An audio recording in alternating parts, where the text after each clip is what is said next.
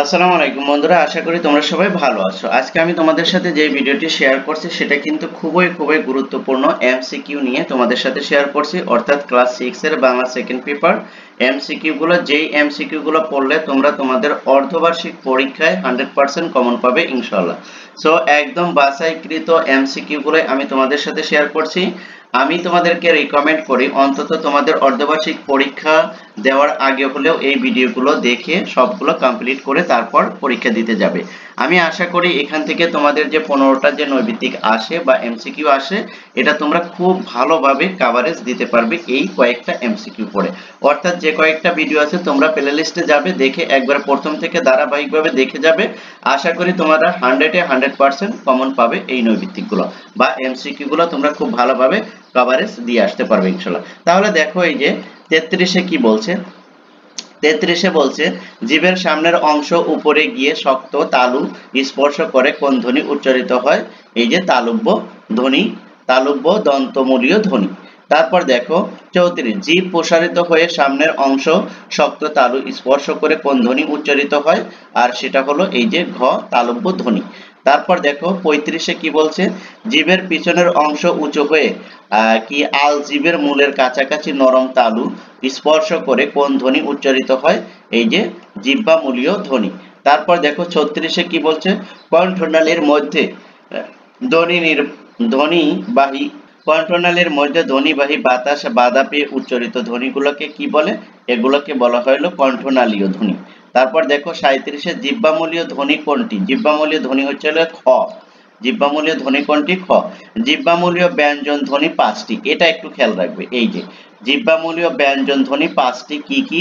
সেটা হলো ক, খ, গ, ঘ, উমা। ক, খ, গ, ঘ, উমা। এটা কিন্তু তোমরা একটু মনে রাখবে। তারপর দেখো সবচেয়ে ইম্পর্টেন্ট একটা কোশ্চেন আছে এই পেজে। দেখো এই যে কণ্ঠনালীয় ধ্বনি কোনটি? কণ্ঠনালীয় ধ্বনি কোনটি আমরা পড়েছিলাম?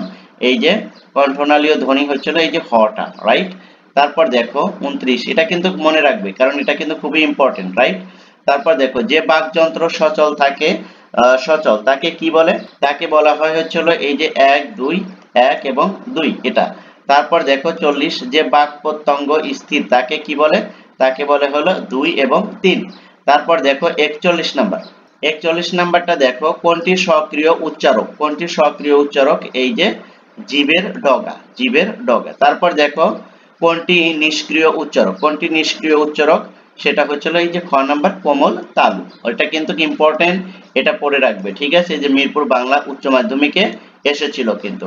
তারপর দেখো উচ্চারণ রীতি অনুসারে ব্যঞ্জন ধ্বনিগুলোকে যা হিসেবে কি বিবেচনা করা হয় তা হলো কি? তা হলো হচ্ছে 1 2 3 সবগুলোই, রাইট? তারপর দেখো 46 নাম্বার। দেখো মুখের মধ্যে ফুসফুস আগত বাতাস প্রথমে কিছুক্ষণের জন্য সম্পূর্ণ রুদ্ধ হয়, বন্ধ হয় এবং এরপর মুখ দিয়ে বেরিয়ে গিয়ে উচ্চারিত ধ্বনিগুলোকে কি বলে? এটা হলো স্পষ্ট ধ্বনি, রাইট? তারপর দেখো 45-এ কি বলছে, যেসব ব্যঞ্জন উচ্চারণের সময় বাতাস কেবল মুখ দিয়ে বের হয় সেগুলোকে কি ধ্বনি বলা হয়? সেগুলোকে বলা হয় হলো স্পষ্ট ধ্বনি। তারপর দেখো ঘর্ষণজাত ধ্বনি আর কি ধ্বনি হিসেবে পরিচিত? এটা হলো এই যে শীর্ষ ধ্বনি। দেখো এটা কিন্তু মনে রাখবে, ঠিক আছে? ইম্পর্টেন্ট এটা। ঘর্ষণজাত ধ্বনি কি ধ্বনি হিসেবে পরিচিত? শীর্ষ ধ্বনি হিসেবে পরিচিত, রাইট? তারপরে দেখো তারপরে কি আছে, তারপরে 47 নাম্বারটা দেখো। 47-এ বলছে যে ধ্বনি উচ্চারণকালে জিভ কম্পিত হয় তাকে কি ধ্বনি বলে? এই যে কম্পিত ধ্বনি বলে। তারপর 48টা দেখো, যে ধ্বনিগুলো উচ্চারণের সময় জিহ্বার সামনের অংশ উল্টে গিয়ে উপরের পাটি দাঁতের মূলে একটি মাত্র টোকা দেয় তাকে কি বলে? তাকে বলা হয়েছিল যে 1 এবং 2 নাম্বার, অর্থাৎ এই যে তাড়িত ধ্বনি অথবা এই যে কি টোকাজাত ধ্বনি, রাইট? তারপর 39 49-এ কি বলছে, যে ধ্বনি উচ্চারণের সময় বাতাস জিভের পিছনে এক পাশ বা দুপাশ দিয়ে বেরিয়ে যায় এবং জিভ দাঁত অথবা দন্তমূলের অবস্থান করে তাকে কি ধ্বনি বলা হয়? তাকে বলা হয় হলো পার্শ্বিক ধ্বনি। তারপর দেখো অন্তস্থ বৃত্ত ও অন্তস্থয় কোন জাতীয় ধ্বনি? কোন জাতীয় ধ্বনি? এই যে নৈকট্যমূলক ধ্বনি। তারপর দেখো 51 কি বলছে, নৈকট্যমূলক ধ্বনি আরেক নাম কি? নৈকট্যমূলক ধ্বনির আরেক নাম তরল ধ্বনি। তারপর দেখো 52 স্বরযন্ত্রের ভিতরে যে প্রত্যঙ্গ আছে তাকে কি বলে? এই যে ঘ নাম্বারটা। তারপর দেখো 53, যে ব্যঞ্জন ধ্বনি উচ্চারণে মুখ দিয়ে অধিক বাতাস বের হয় এবং নিচের চোয়ালের মাংসপেশিতে বেশি চাপ পড়ে সে ব্যঞ্জনগুলোকে কি বলে? সে ব্যঞ্জনগুলোকে এই যে অন এক বলে, অর্থাৎ এই যে মহাপ্রাণ যেটা বলা হয়। তারপর দেখো 54, ঘর্ষণজাত ধ্বনি কোনটি? ঘর্ষণজাত ধ্বনি হচ্ছিল এই যে স।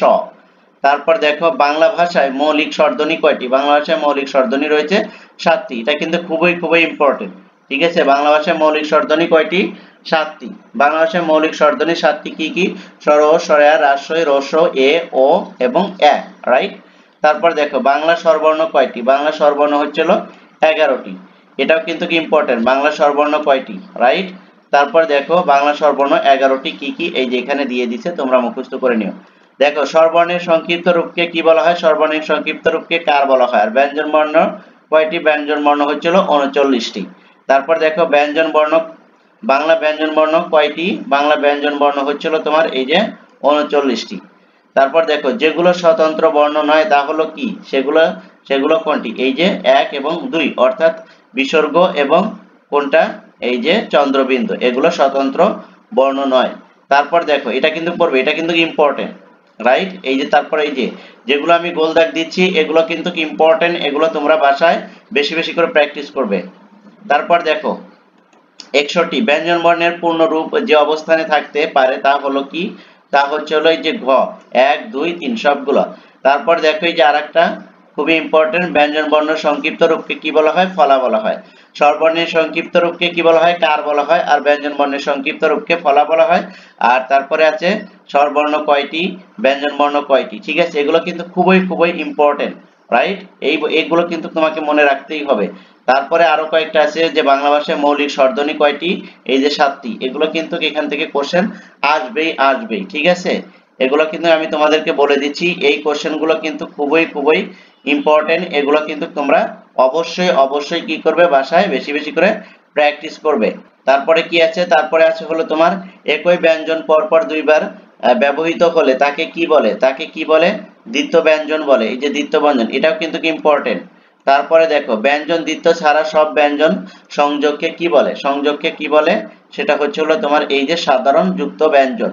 তারপরে দেখো 65-তে কি বলছে? যুক্ত ব্যঞ্জন কত প্রকার? যুক্ত ব্যঞ্জন হচ্ছে হলো 2 প্রকার। যুক্ত ব্যঞ্জন কি কি? দ্বিত্ব ব্যঞ্জন এবং সাধারণ যুক্ত ব্যঞ্জন। এই যে এটা একটু এখান থেকে মুখস্থ করে রাখবে। পূর্বের ও পরের ধ্বনির কি প্রভাবে ধ্বনির যে পরিবর্তন ঘটে তাকে কি বলে? তাকে ধ্বনি পরিবর্তন বলে, রাইট? দেখো আজ যে পর্যন্ত আলোচনা করেছি এগুলো যদি বুঝতে যদি সমস্যা হয় অবশ্যই তোমরা আমাকে কমেন্ট সেকশনে জানাবে, আমি তোমাদের কমেন্টের রিপ্লাই দেবো। আর এই ভিডিওগুলো যদি ভালো লাগে তাহলে অবশ্যই তোমরা কি করবে?